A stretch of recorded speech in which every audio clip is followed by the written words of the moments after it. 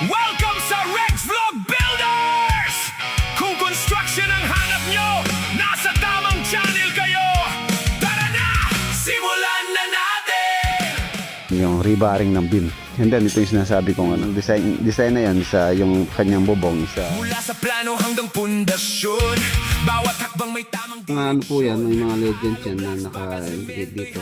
For example, ano lang po natin, i-divide natin sa 5 sa ilalim, tapos L over 4 sa taas. Ito slope. Dito lahat po sa likod yung tapo ng tubig. Sa Lakeshore naman tayo. Biyahe ako from Gapan hanggang Lakeshore siguro more. yung tahanan. Rex Vlog Builders, sabay-sabay nating buuin. Dream house nyo ay ating aabutin. Strong foundation, quality construction, bawat detalye with passion and dedication. Like, share, subscribe. Ano rin kaming pinag-usapan ni owner dito na ilalagay cabinet kasi dito ang gusto ni owner is PVC yung accent dito o stako.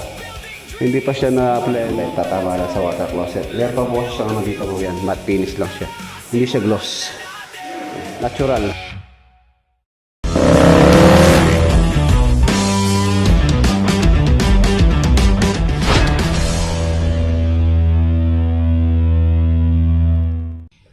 Good morning. Hey mga boss, welcome back po dito sa ating channel.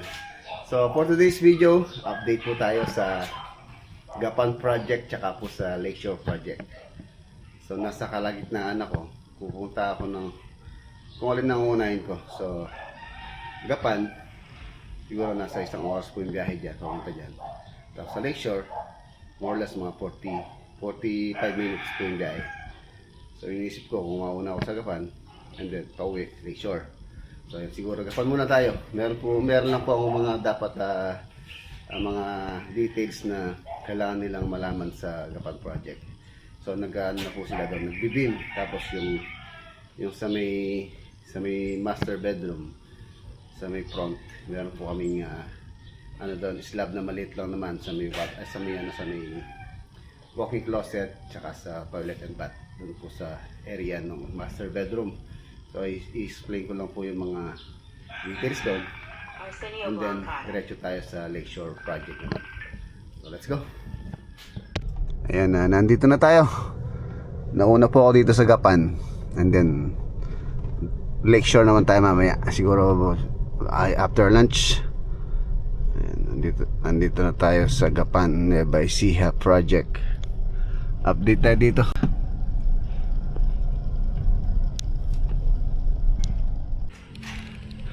Ayan mga boss sa Gapan Nueva Ecija project.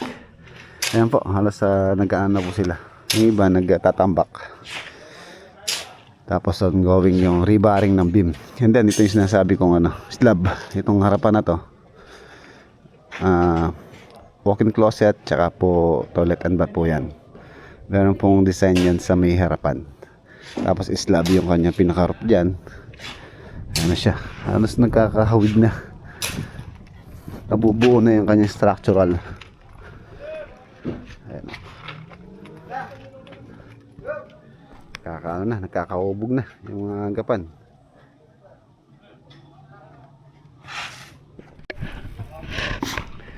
Ayan, ito pa lang mga boss, ito pong project. Ano siya? Dalawa po yung kanyang beam details.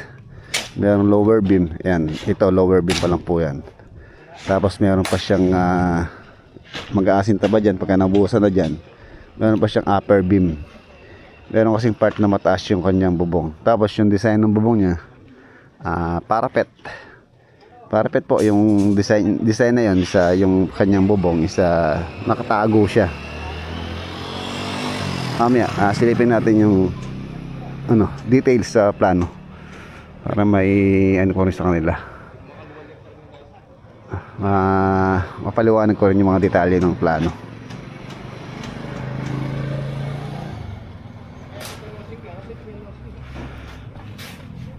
Libre lista. Break time. Tropa. Mga CI. Bang Aldrin. Break time. Ay mo sa sumando. Pas daw si boss. Pas. Unahin niyo boss. Tag-stick na. Ayan, man yata ang stick ni Bagdindang ngayon eh. Wala ang stick. Te. Stick, lang yan na. Ito, nanapin mo. Wala tayong stick oh. Ito. Tog. Ay, Ano yun? Ano yun? Tuloy eh. ay, itlog mo. Gano'n din ako ah.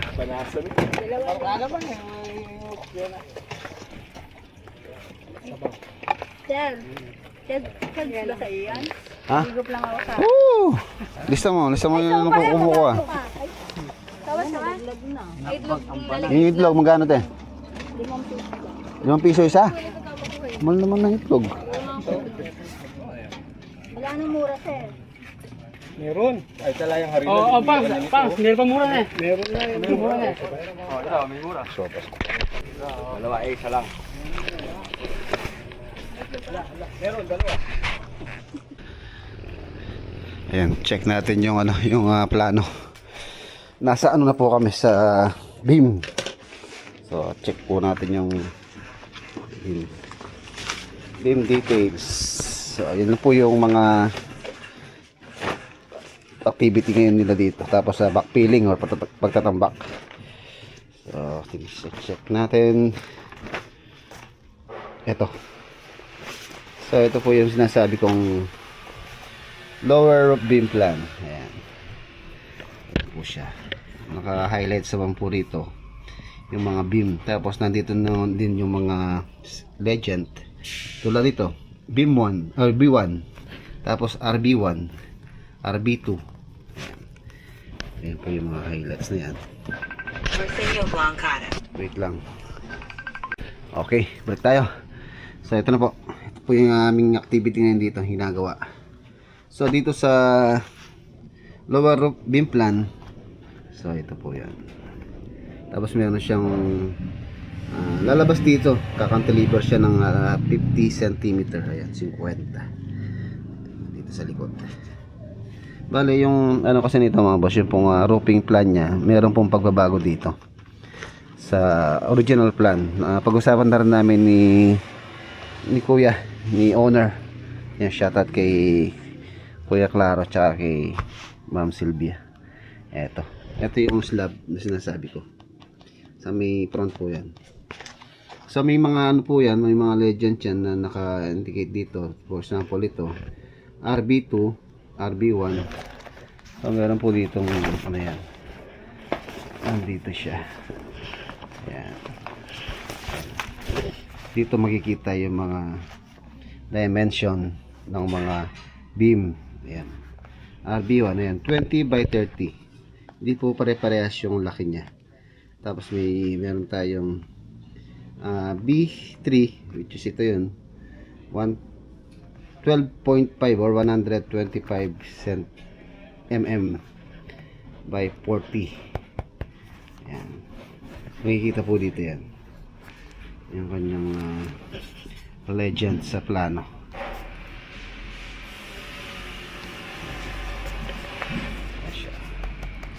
Ayan, sa mga column ito. Column C1, C2, C3. Ito naman pong C, column po yan. C1, C2, C3. Tapos lateral ties. Yung mga detalye po dito. Yan po yung ano sa kanila para makuha nila yung aming activity ngayon. Tapos yung elevation, syempre kailangan din yan. Napaka-importante rin. Tapos yung details. So, meron tayong typical beam details. Ayan po yung typical beam details. Ayan. Tapos ito, meron siyang L over 5 sa bottom. L over 5, mga boss, ang ibig sabihin nito, ang length nito, o yung length ng span na to, ano lang po natin, i-divide natin sa 5. So, dito yung kanyang L over 5. Ayan. Tapos dito. Doon. Bottom bar. And L over 5 sa ilalim, tapos L over 4 sa taas. And L over 4, so i-divide lang po natin sa 4 yan. For example, 4 meters to. So makakakuha tayo ng 1 meter. So ito po yan. Yan, 1 meter, yung kanyang pinaka bar na L over. Yan, doon sa kabilang span. Yan, L over. L over 5, L over 4. Yan po yung iaano ko rin sa kanila. I-explain ko sa kanila para reglado na. Okay. Yung cantilever slab details din. Nandito rin naman yan. Makikita naman din nila sa plano yan. Iaano ko na lang sa kanila. Tapos ito, sana naman to. Sa diagram ng ating electrical. So, okay. Okay na tayo. Ayan yung perspective. Medyo malabo lang yung perspective niya. Ano siya? Black and white. So, yung bubong po nito is ano siya? Parapet. Parapet, nakatago yung bubong. Kaya lumabas po yung beam dito dahil mayroon po asintada dyan. Hindi po visible yung bubong. Kung makikita niyo siya, para siyang box type. Box type yung kanyang roof design. Okay.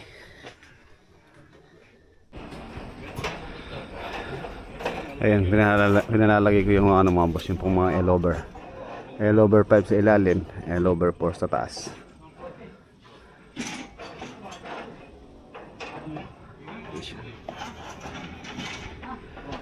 So, dun sa part na yon, yun po, magkaka-upper beam pa po ron. Bali, itong area na to, ito po yung may iwan na lower beam. Lower beam. Tapos meron siya naka-cantilever na 50 cm dito. Ganon din dito sa may kabila. Tulad ng sabi ko, magkaka-beam po siya dyan. Tapos magkaka-asintada siya dito. Bali, ang magiging kasi nito slope. Dito lahat po sa likod yung tapon ng tubig. Sa likod. Ayan, ito po yung nakalabas siya ng 50. Ayan, magkaka-beam din po siya rito. Tapos dun nga. And then gutter po siya rito sa likod. Ganon din dun sa may upper beam. Upper beam. Sabat natin.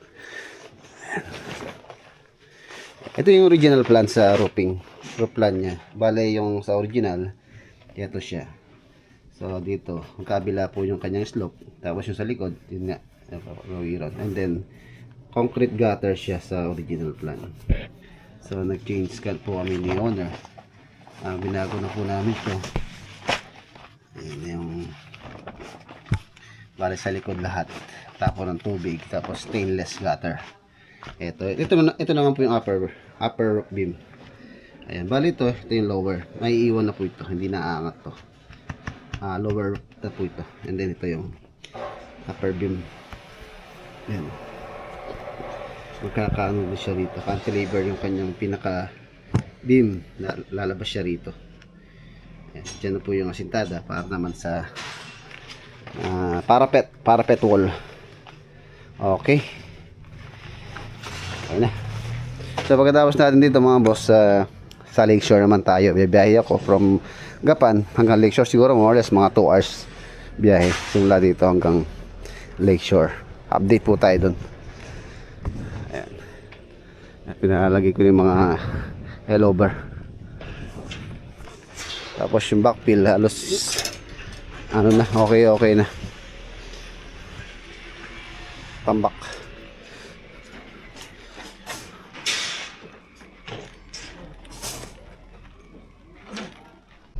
Okay, ayan, iwan na po natin sila. Sa Lakeshore naman tayo.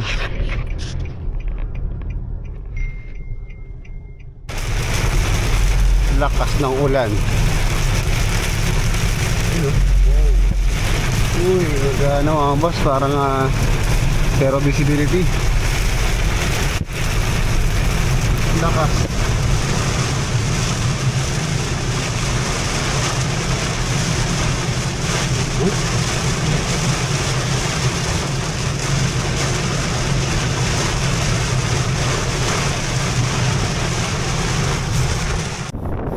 Ayan mga boss, touchdown. Nandito na tayo sa Lakeshore. Yun, nagbabadya na naman po yung ulan. Medyo lumamig na naman yung hangin, tapos kumilimlim. Ayan, nag-start na sila magpintura dito sa perimeter. Dahil nga po, medyo gumaganda na yung panahon. Pinapaano ko pala. pinapatanggal ko muna yung kalawang tapos primer. Ayan, ina-apply po namin ng Torco. Kinalawang na dahil po sa nabasahan na ng ulan. Yung ano po kasi yung ulan, yung tubig ulan, mayroon po ano yung acid, kaya mabilis mga lawang pagka nabasa. Ayan yung ulan, ayan yung ulan. Ayan, ina-apply nyo ng ano, Torco rush converter. Ito na-apply na to. Matanggal yung mga kalawang. Hindi po pwede pinturahan natin na may kalawang. Wala rin tayong ginawa pagka ganun. Ay, Sunny Boy, sumilong ka muna, umuulan. Mamaya magkasay ka na naman. Yan, nagkasakit po si Mang Sunny, oh. Pumayat ka na. Pumayat ka.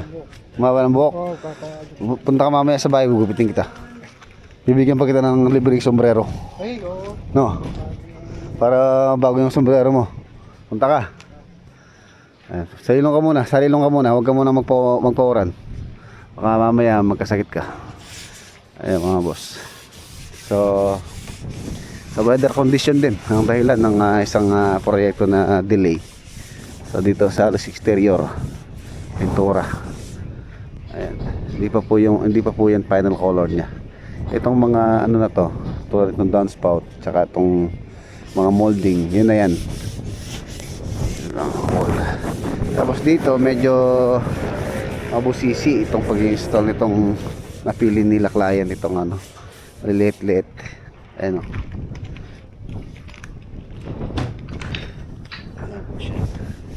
Hindi po puno muna yan, or hindi siya pantay muna, dahil pagka puno tapos na yan, papalinis natin, power spray, tapos tatanggalin yung mga dust. So i-prepare, tapos ilalagyan natin ng grout itong gap na to para magpantay siya. Ayan.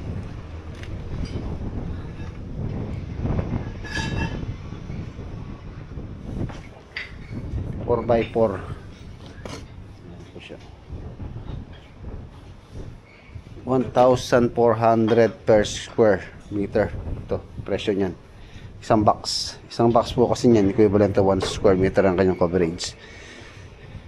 So medyo pricey. Medyo may kamahalan siya.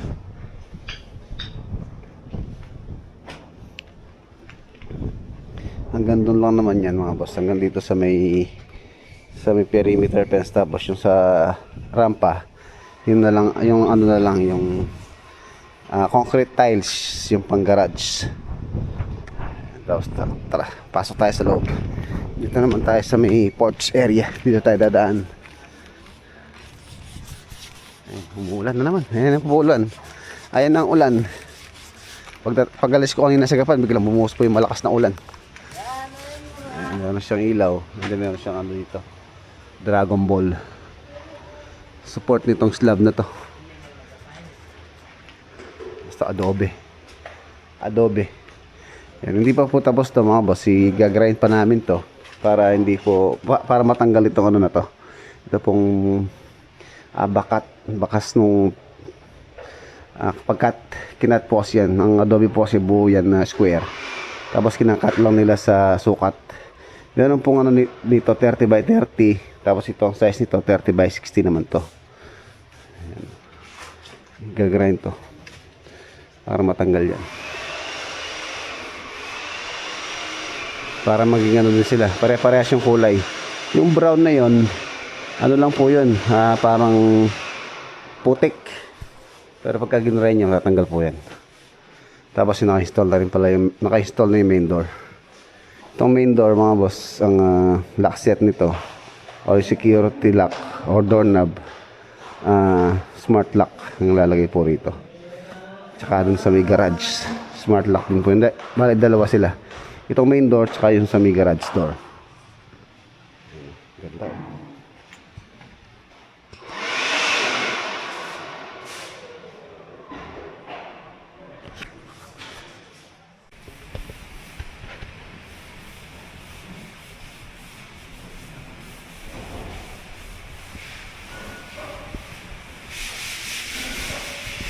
And then dito sa wall na to, meron na rin kaming pinag-usapan ni owner dito na ilalagay sa wall na yan. May cladding pa po rito. Tsaka yung kitchen pa. So schedule na rin namin pag-usapan po yung ano nito, yung kitchen cabinet kasi dito ang gusto ni owner is PVC board. Tapos yung countertop, humahanap pa po ako ng gusto nila owner. Ang gusto kasi nila dito more on gray, pero wala akong mahanap na gray na ano, na yung kanilang gustong countertop. Tsaka yung island dito, yung island kasi dito mga boss, ano din yun, quartz or color gray. Ay, ang ganda ng hagdanan.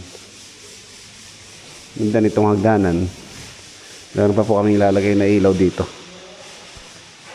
Ilaw pa yan. Susukat ko ngayon para bilhin ko na ilaw.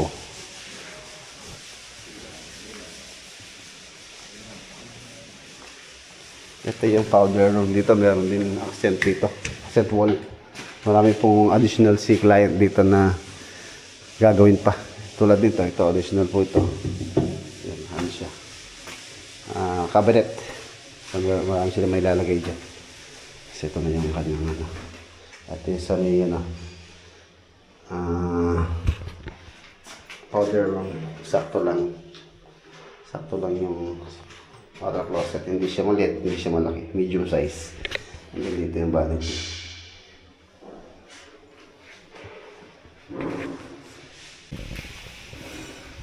Dirty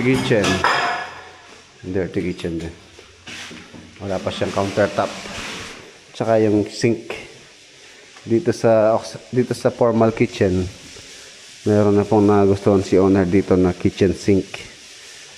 Ayan. Medyo ano, magandang klase yung ilalagay po namin dyan. And then dito naman tayo sa guest room. Yung aircon install na po yan. Ito yung guest room.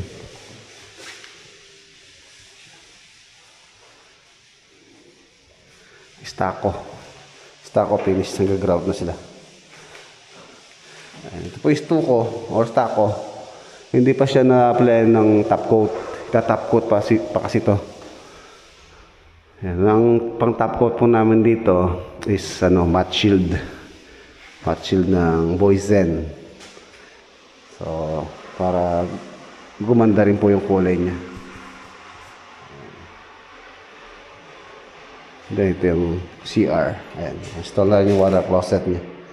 Tapos dito yung vanity, lavatory. Ito, sakto lang po yun siya hanggang dito. Hindi naman pwedeng habaan natin dahil tatama na sa water closet. Meron pa po siya naman dito mga boss, bidet. Ayan, bidet. Ito po yung bidet.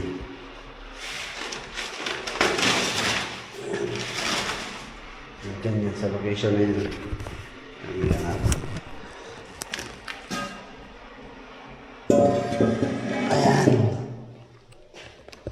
Ayan po yan. So, sakto lang siya. So, dito yung water closet. Yan, bidet. Yung mga familiar dito, malamang yung mga hindi pa nakakita ng ganito sa mga CR. So, aakalain yun na ano din to, water closet or inodoro, pero ano po ito, bidet. Hugasan. Hot and cold din siya. Kasi ito yung water closet, doon ka maghuhugas. Tapos shower, meron na rin. Yung heater dito namin lalagay. Meron na po siya dito. Meron ng abang dito, and then meron na rin power supply. Ayan yung kanyang pinaka power supply. Multi-point or multi-point po yung heater. Ganon din sa CR sa taas, multi-point. Itong takap na ni pare eh. Pagkikita kita design.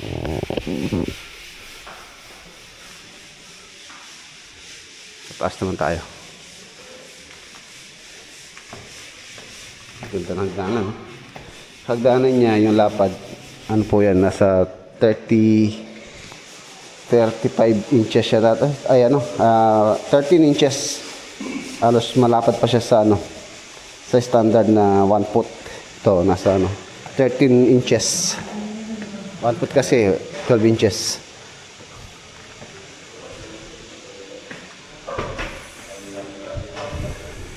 Ayan, ito yung isang kwarto. Ang ganda. Tapos dito yung kanyang headboard. Meron din pong pinapalagay pa si client dito sa kanyang headboard. Naka, ano niya, back accent. Ayun o, ang hangin. Sarado natin piano. Walang umulan. Ang ganda. Ang ganda. Finish na po ito. Matte finish po kasi siya. Kaya kung mapansin nyo, parang ano, parang natural lang na kahoy na ano siya, pintura. Pero finish na po yan. Matte finish lang siya. Hindi siya gloss. Natural.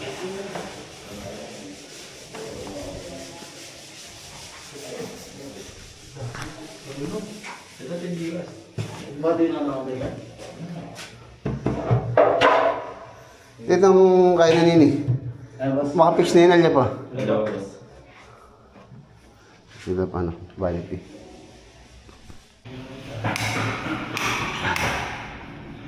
Ito rin yung isang bedroom. And dito po yung headboard niya. Meron din pong ano dito. Accent na lalagay. Tapos naglagay tayo ng side cabinet dito. Lagyan ng mga display. Ano po kasi ito, column. Post ito. So meron siya nosing dito para hindi siya masagwa. So naglagay tayo ng ganito. Aircon installed na rin po yan. Tapos kagandaan sa kanya, yung mga saksakan na nilagay po namin. Universal. Ano siya? Kahit bilog, flat, or yung tatluhan. So pwede pong saksak dyan. Lahat ng outlet, ganyan po yun. Nilagay ko dyan. Hindi siya tinipid. And then yung sa mga switches, so magandang klase din yan.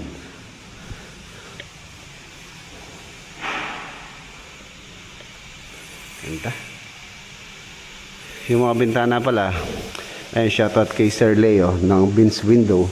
So ito may mga ano pa yan, may mga screen, yung mga awning. Yung mga nabubuksan, may screen pa po ito. Tulad nito, may screen po, pa po ito. Hindi ko pa pinalalagay dahil medyo nag-aalikabok pa sila. Ito yung master bedroom. House curtain. Ang ganda nito para alam pagka nalagyan ng kortina.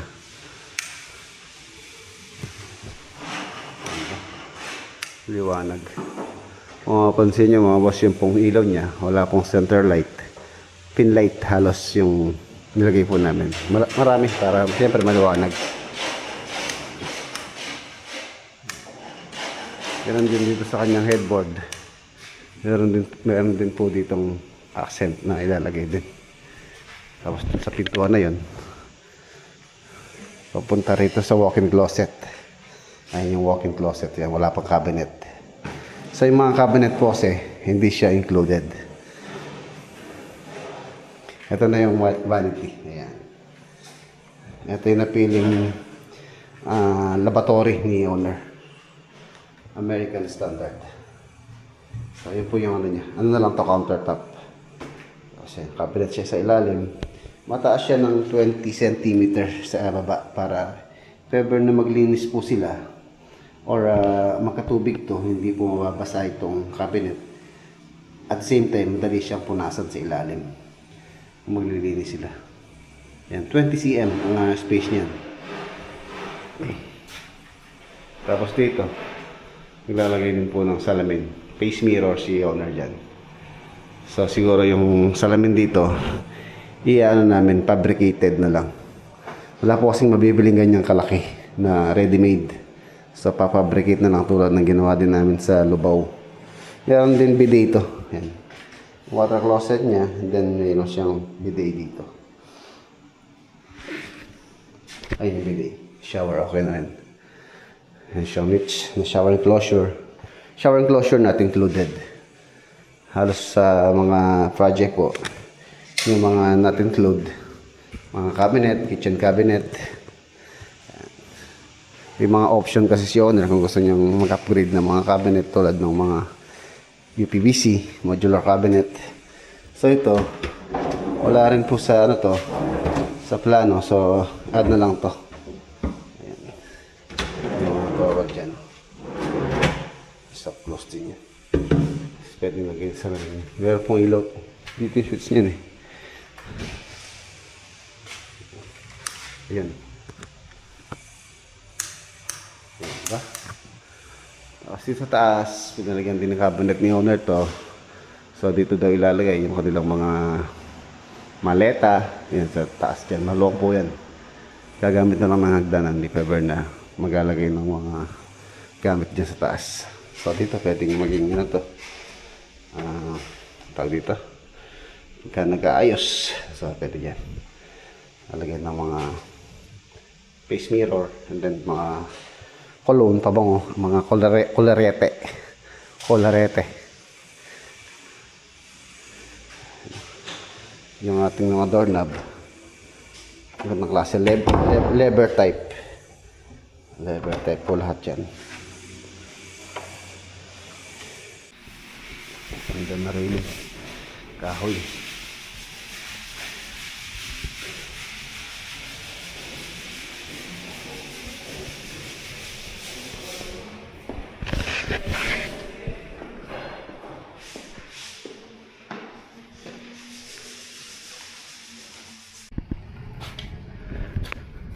Ayan mga boss, iwanan natin sila.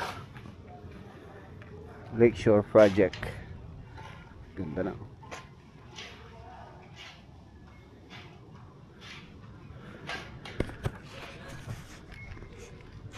Let's go.